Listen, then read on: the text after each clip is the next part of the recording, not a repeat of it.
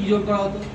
জোর করে তাদেরকে, ধরো মানে ব্রিটিশরা যদি জানতে পারতো কেউ ব্রাহ্মণ সম্প্রদায়, তাহলে ব্রাহ্মণরা কি করে না, তাদের অনেক নিয়ম কানুন আছে, তারা ওই এঁটো খায় না। এরা কি করতো, কোনো ধরো পার্টি হতো, পার্টিতে যে অবশিষ্ট খাবার সেগুলো ভারতীয় সেনাদের খাওয়া, জোর করে বুঝতে পারছো, খাওয়াতে হবে জোর করে, এঁটো খাওয়া খেতে হবে বাধ্যতামূলক। এবার ধরো কোনো অনুষ্ঠান চলছে, সেখানে ওরা ওই মদ্যপান করছে, কোনো ভারতীয় সৈন্য গাড়ি রয়েছে, এই খাও, জোর করে খেতে হবে, অফিসার বলছে মানে খেতে হবে, না খেলেই মারধর অপমান এগুলো তো ফ্রিতে তারা পেত। বলছো তাহলে এই অপমান এত সহ্য করার পরও তারা বিদ্রোহ করেনি, তার কারণ ওই আনুগত্য।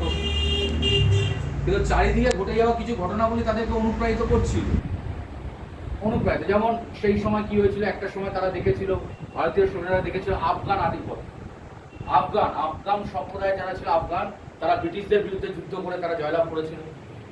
তারা দেখেছিল পাঞ্জাবকে রক্ষা করার জন্য শিখ সম্প্রদায় তারা জানপ্রাণ লড়াই করেছিল।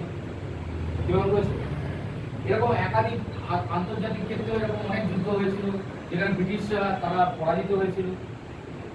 তারা সাঁওতাল বিদ্রোহ দেখেছিল, তার ব্যাপকতা দেখেছিল তারা ভারতীয় সৈন্যরা। কিন্তু এই সাঁওতাল বিদ্রোহ দমন করার জন্যই আবার ভারতীয় সৈন্যদের পাঠানো হয়েছে। তো এইসব ঘটনাবলী দেখে তারা অনুপ্রাণিত হয়েছিল যে কোথাও না কোথাও ব্রিটিশদের বিরুদ্ধেও বিদ্রোহ করা যায়, হয়তো জেতা যায়। এরকম একটা মানসিক জায়গা তারা ছিল, ফার্স্ট স্টেশনের জায়গা।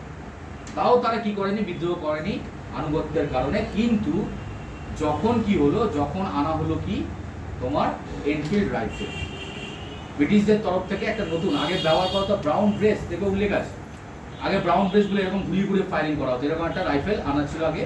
ওই ব্রাউন ব্রেসের বদলে আনা হলো কি, ব্রাউন ব্রেস দেখে আছে, তার বদলে আনা হলো এনফিল্ড রাইফেল। এবার এনফিল্ড রাইফেলের সমস্যা কি, এনফিল্ড রাইফেল ভালো আধুনিক একটা